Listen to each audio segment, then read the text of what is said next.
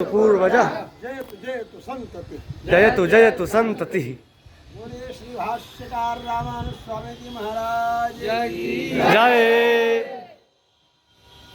आप सभी लोगों के सामने अभी राष्ट्रीय ध्वजोत्तोलन हुआ, राष्ट्रीय ध्वज का उत्तोलन हुआ और इस राष्ट्रीय ध्वज का आप सब लोग अध्ययन कर रहे हैं, अनुभव कर रहे हैं, चिंतन कर रहे हैं। ये राष्ट्रीय ध्वज भारतीय संस्कृति का जो मूल है, त्रिगुणम च त्रितत्वम च त्रयो देवास्त्रयोग्नयः त्रयाणाम च त्रिमूर्तिस्तः।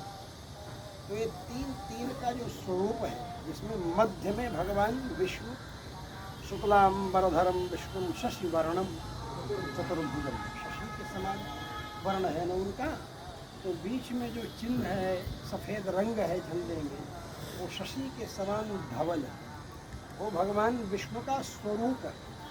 भगवान विष्णु कौन सा प्रधान शस्त्र धारण करते हैं जिसके कारण उनका नाम पड़ता है, तो चक्रपाणी। वो चक्रपाणी भगवान, उनका प्रधान अस्त्र चक्र है। और जैसे भगवान विष्णु हाथ में चक्र धारण करते हैं, ऐसे ही उनका प्रतीक धवल वर्ण श्वेत वर्ण ध्वजा में चक्रांकित है, चक्र है। आप सब लोग देखते हो चक्र है ना। तो चक्र कैसा है? वो चक्र सभी चक्रों का निदर्शन है, वह धर्म चक्र, और धर्म ही सबका मूल है। और धर्म कौन है? तो रामो विग्रहवान धर्म, राम जी मूर्तिमान धर्म, तम वंदे परमात्मानम कृष्णम धर्मम सनातनम। भगवान कृष्ण सनातन धर्म, और धर्म स्वरूप जो भगवान है, धर्मो धर्म विजुक्तम, विष्णु सहस्त्र नाम में धर्म भगवान का नाम। तो धर्म जो भगवान, उनके कितने प्रधान अवतार हैं? वैसे तो अनंत अवतार प्रधान, लेकिन उन अनंत अवतारों में 24 अवतार प्रधान। वो चक्र संसार चक्र का भी निदर्शन है, और इस संसार चक्र में भी परमात्मा के अनंत अवतारों के अंतर्गत महत्वपूर्ण 24 अवतार, और उन 24 अवतारों के प्रतीक स्वरूप श्रीमद् भागवत भी गायत्री मंत्र का व्याख्यान हो जाता है। 24 अक्षर गायत्री मंत्र के हैं, सत्यम परम धीमहि के आधार पर। वाल्मीकि रामायण के 24,000 श्लोक गायत्री मंत्र के व्याख्यान हो जाते हैं। सवितुर्वरेण्यम भर्गः, सवितुर सूर्य का वरेण्यम वर्ण करने योग्य भर्ग क्या है? तो सवित्र मंडल मध्यवर्ती नारायण सरसजासन सन्निविष्टः, वो नारायण है। उनके अनंत अवतारों में 24 अवतार प्रधान हैं। इसीलिए वो चक्र जो है आपके राष्ट्रीय ध्वज में, उस चक्र में 24 तीलियां हैं, आप सब लोग जानते हैं।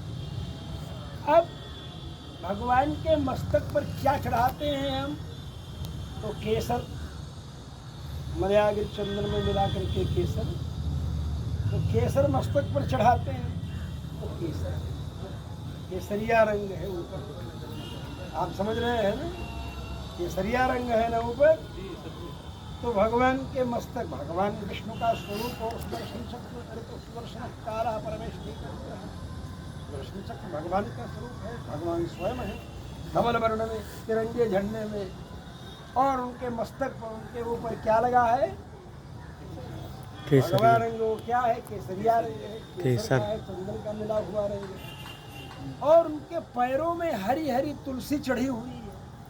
भगवान की अर्चना करते हैं आप लोग, तो किससे अर्चना करते हैं? तुलसी से करते हैं ना। तो हरी हरी तुलसी जो है भगवान के चरणों में चढ़ी हुई है।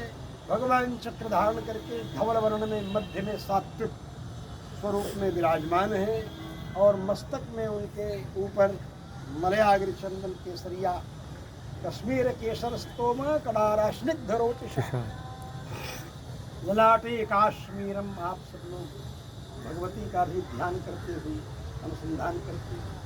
तो इस तरह यह राष्ट्रीय ध्वज, बहुत दिनों से आप सब लोग इस राष्ट्रीय ध्वज को फहराते आए होंगे, इसके विषय में कविताएं भी सुनते रहे होंगे। हरा रंग है ये भारत की अंगड़ाई, और दुनिया भर की कविताएं भी आप सुनते रहे होंगे।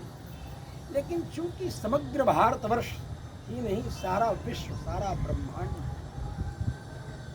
सारा भूमंडल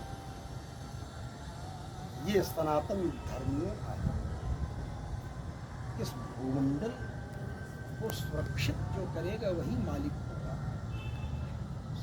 इस भूमंडल को जो पत्नी बनाकर भूदेवी को रखते हैं वो भगवान है। भूदेवी पत्नी कब बन जाती है भगवान की? जब हिरण्याक्ष का वध करने के लिए भगवान 12 अवतार धारण करते। जलौघमग्ना सचराचरा धरा विषाणकोट्याखिल लोकमुखना समुद्धता येन वराह रूपिणा समय स्वयंभुर भगवान प्रसीदता। जब चिंता होती है स्वयं मनुष्यों की बच्चों को पैदा करके हम रखेंगे कहाँ पर, ब्रह्मा जी से कहते हैं कि कहाँ सृष्टि करके रहेंगे। पृथ्वी को तो हिरण्याक्ष ले गया था ना उस समय। तब ब्रह्मा जी चिंतित हुए तो उनकी नासिका से कुछ तेज निकला और जो बाराह के रूप में प्रकट हो गया और हिरण्याक्ष का वध करके पृथ्वी को स्थापित किया।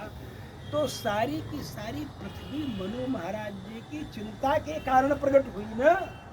और हम मनुष्य हैं तो सारे भूमंडल पर तो मेरा अधिकार है, मनुवंश का अधिकार है।